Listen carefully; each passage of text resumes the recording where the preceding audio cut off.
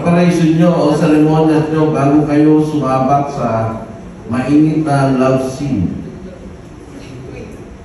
Ako po talaga, sobrang laki po ng bag ko sa toiletry kasi talagang lahat na ng pabango, ng sabon, ginagawa ko talaga before the love scene. Pero, the day po ng shoot talaga sa Viva Max, hindi po talaga ako kumakain buong araw. So, kung ano man po yung food na dumadating, iniipon ko po yun, pag-pack up lang talaga.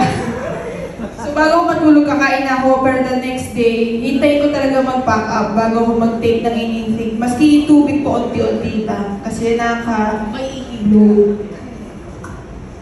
Yun po. Preparations ko po.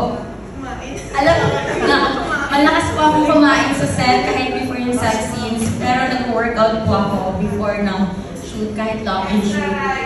Tatlo po ang rice ko per meal. Hindi ako nag-rice. Yung rice ko binibigay ko kay Sheila sa una. Pati po yung from Artist na set. So hindi po ako... Kinukontrol yung mga rice naman yung hindi po ako nag-work. So ang preparations ko lang, toothbrush, mouthwash. Yan lang po. Hindi ka nagbukas? Ha? Nagbukas. May baby oil pa akong tanggalin. Sorry lang.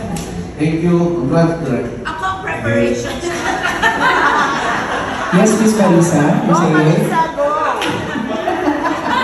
Marisa.